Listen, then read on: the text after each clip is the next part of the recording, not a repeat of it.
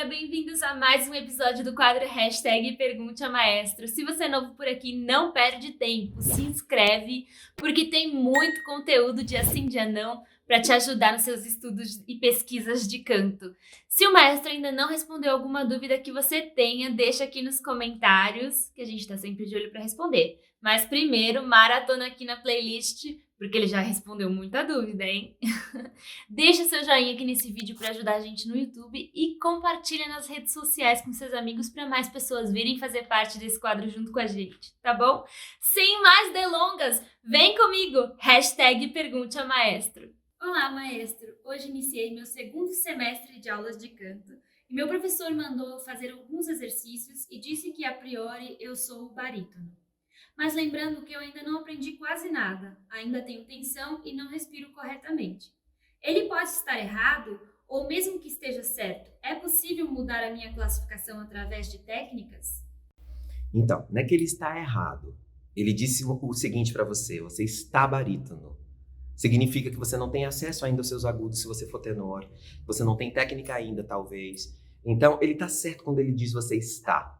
Porque não dá para classificar uma voz sem ela estar otimizada. Eu não posso pegar uma pessoa que eu nunca vi na vida, vem cá fazer um vocalista comigo. Você é barítono. Não dá, tá? É um erro muito comum. No meu livro, se você ler o meu segundo livro, eu falo sobre FAR e classificação, né? Quando deve ser feita a classificação de FAR, e tem várias, tá? Tem uma no início, no primeiro momento, que você vai avaliar se o aluno tem voz grave ou voz aguda. Depois que ele passa de uma certa fase, tem uma nova classificação.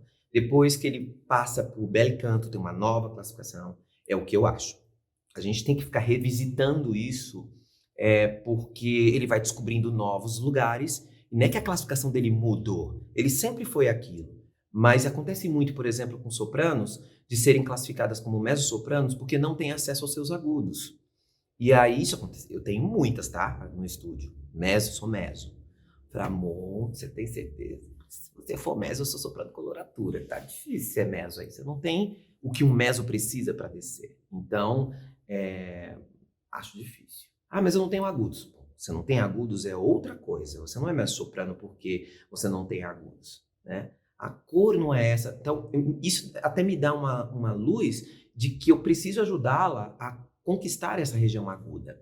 Eu tenho uma menina que veio para mim, que era mezzo, e hoje tem mi bemol de Traviata. Eu já falei isso aqui. Então, tipo, ela ganhou uma quinta, porque ela cantava só até o lá bemol. Tem uma outra que cantava também só até o lá bemol e hoje canta Rainha da Noite. Então, tipo, aí você vai dizer, o professor estava errado. O professor classificou como mezzo. Não, o professor classificou o que estava naquele momento, que dava para ela fazer, senão ela também não canta nada. Aí canta o quê? Papéis que são meio... Normalmente elas vêm cantando papéis pent rolls, ou papéis que podem ser feitos tanto por soprano como por mezzo, tipo querubino, sabe?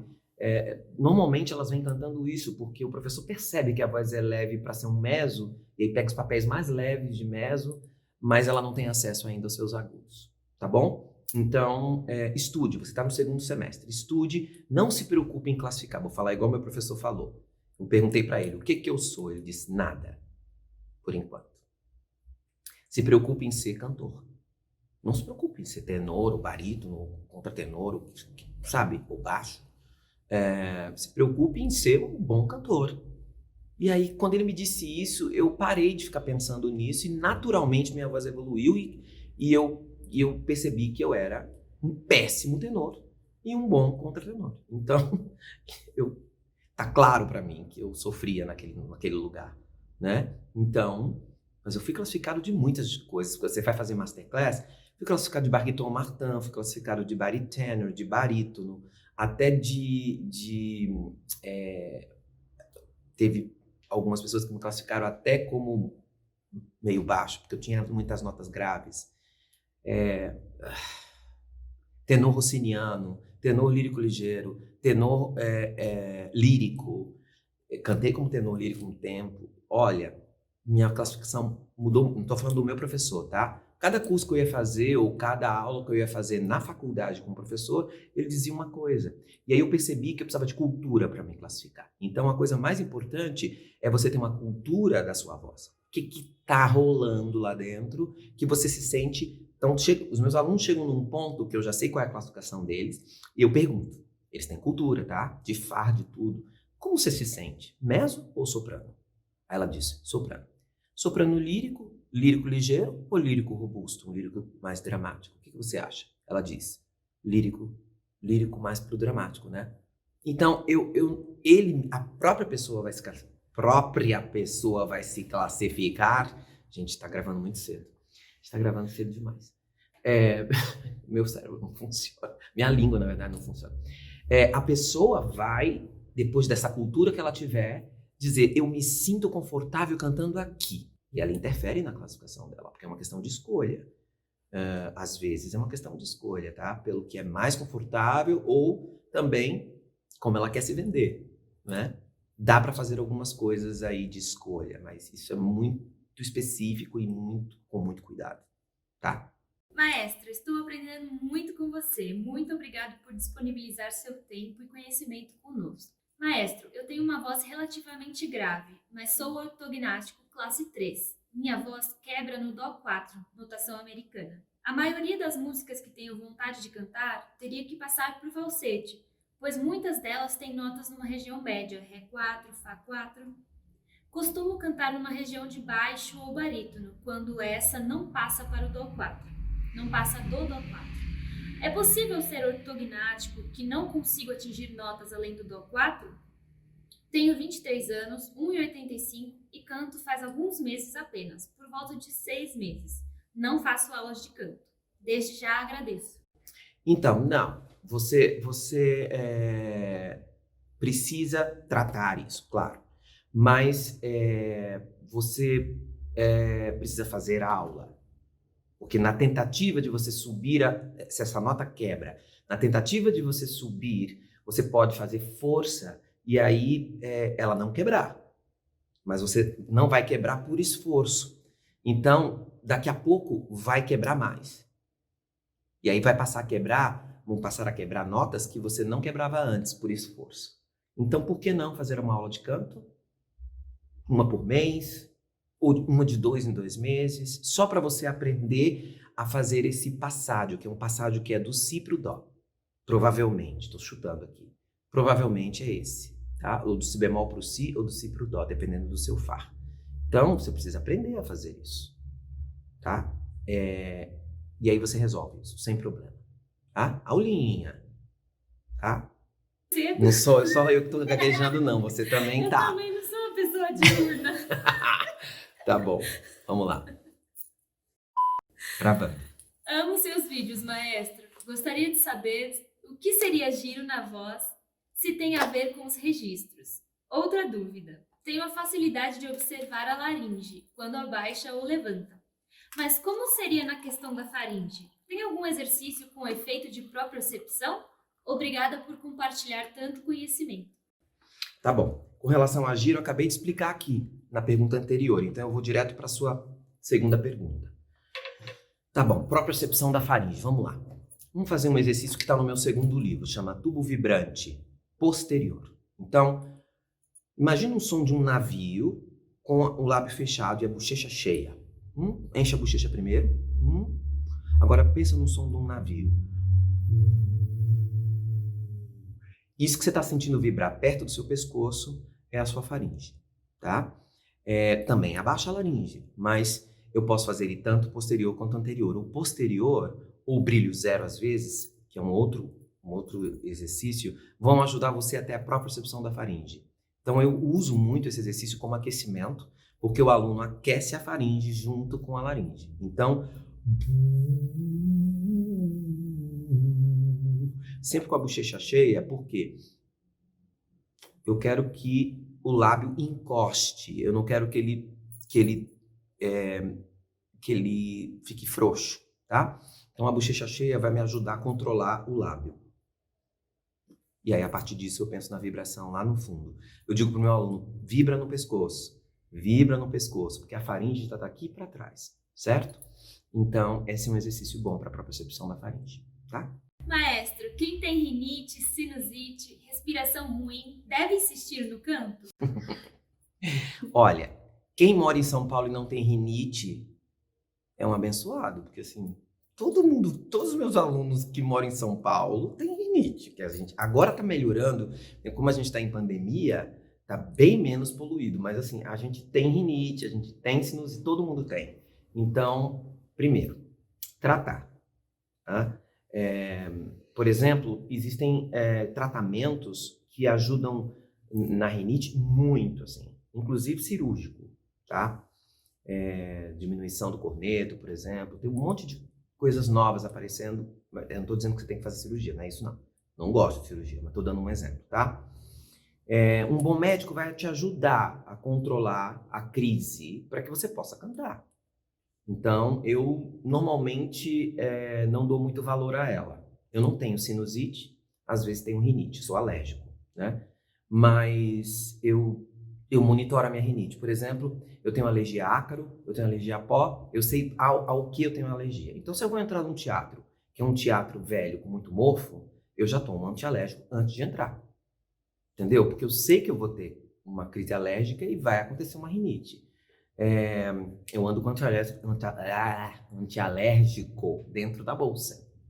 Então, porque a gente nunca sabe onde a gente vai entrar, né? Eu tenho uma alergia muito forte a gato. Então, às vezes eu vou numa casa de uma pessoa que o gato não está lá. E eu falo, tem gato aqui, né? Ela fala, tá, mas tá lá dentro, não tá aqui. Mas eu sinto quando eu entro. Aluguel de apartamento, quando eu alugava apartamento, eu entrava e falava assim, o dono tinha gato? Eu tô sentindo. Meu nariz, na hora, eu sinto a alergia, a coceira, e começa a coçar a garganta, e eu tenho edema de glote com gato, tá? Então, quando eu vou na casa de amigos que tem gato, já tomo antialérgico antes de ir. Então, às vezes, você tem um conhecimento das suas alergias, vai te ajudar a saber como controlar isso. Agora, você precisa investigar por que você tem tanta rinite, sabe? Então, teste de alergia, tem uma série de coisas que o médico vai te ajudar. Eu não sou médico, então não vou saber te dizer. Mas, de jeito nenhum, você tem que desistir do canto por causa disso. Cantores têm muita rinite. Cantores... Porque, assim, a gente está tratando sempre daqui, né? A gente está sempre preocupado com isso. Tem uma questão psicológica, sabe? Que antes de acontecer um concerto, a pessoa tem uma crise de rinite, porque o corpo sabota, sabe? Esse é um assunto para uma outra pergunta, que é bem interessante, que o seu corpo às vezes trabalha contra você, sem que você perceba. Tem alunos que têm alergia, fazem aula, nunca tem alergia. Aí vai fazer um concerto, eu marco o concerto e tem uma crise alérgica, antes do concerto. Então, coisa para se investigar, tá bom? Maestro, tenho 2 dúvidas. Percebi que o meu registro de voz de cabeça nos agudos soa um lírico e com muito volume, bem audível. Como posso resolver? E também, como posso diminuir a força nos agudos para não soar gritado, homem? Como posso resolver? Se ele tem muito volume e é audível, você devia estar feliz. Mas é porque você não quer um registro lírico, você quer beltar, é isso? É isso que eu vou tentar entender aqui. Você quer soar mais beltado. Então, você tem que pegar esse som lírico e abrir para health belting, é isso que vai acontecer. Então, a sua voz de cabeça vai deixar de ser voz de cabeça e vai passar a ser registro médio de borda tênue, tá? Mas precisa saber fazer. Eu acho que é isso que você quis dizer. E o resto da pergunta, Tati? Como posso diminuir a força nos agudos para não soar gritado? Bom, Ciro, isso, com certeza, todo mundo que está aqui no Pergunte a Mais está perguntando isso. Como eu faço para fazer agudo sem parecer que está gritando? Porque, às vezes, parecer que está gritando é uma coisa legal.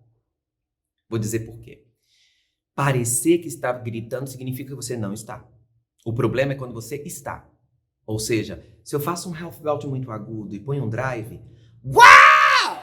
Parece que eu estou dando um grito. Mas eu não estou. Eu estou fazendo um efeito para parecer. Porque meu personagem está dando uma nota aguda que precisa ser difícil, porque é um grito de desespero do personagem, ou eu quis fazer uma coisa agressiva porque o texto me diz, sei lá. Então, uma coisa é parecer gritado, outra coisa é estar gritando. E isso é a diferença quase que básica entre o ensino do belting antigo e o ensino do belting contemporâneo. Tudo tem que ser fingido, ou seja, você não pode gritar, E antigamente, no belting, se dizia assim, grita um pouquinho que sai, entendeu? Então, alguns ensinos de belting, falando todos, tá, gente? Então, o meu aluno nunca pode gritar. Ele pode até ter um som parecendo que tá, mas não pode gritar. Que é o que faz, por exemplo, um cantor de heavy metal, quando vai para os agudos, parece que ele tá dando um monte de grito, né? E tem gente que considera grito também um agudo de uma soprano, por exemplo, numa ópera. Eu já ouvi uma pessoa numa ópera dizer assim, Nossa, gostei do grito daquela gorda ali. coisa horrorosa para se falar numa ópera. Mas ela falou. E aí eu falei, gente, ela tá achando que a outra tá gritando. Ainda chamou a moça de gorda. Horror. Mas enfim, tem gente que acha isso. Então, porque é muito potente, é muito grande. Então, primeira coisa é saber se você está realmente gritando. Segunda, diminuir a potência pode acontecer de várias maneiras. Você pode recrutar menos massa, né? Então, você vai, em vez de cantar um agudo de peito, você pode cantar de registro médio, já vai reduzir. Exercícios de voz muscular vão ajudar você a fazer isso. Janeiro, fevereiro, já falei várias vezes aqui sobre isso. E também filtros. Se você está com a cavidade oral muito aberta, provavelmente você vai recrutar mais voz, sabe? Então, às vezes, cantores líricos às vezes fecham a boca para fazer tudo meio interno, para a voz girar e ele não ter que abrir a voz, sabe? Então, o filtro também pode interferir, tá bom? Mas a aula de canto vai ser fundamental para você saber qual é a manobra que você precisa fazer. O professor vai ouvir. É na fonte, você está gritando. Ou é no filtro. Não está gritando, mas tá parecendo demais que está gritando. Vamos mudar? Mude o filtro. Tá bom? Aulinha.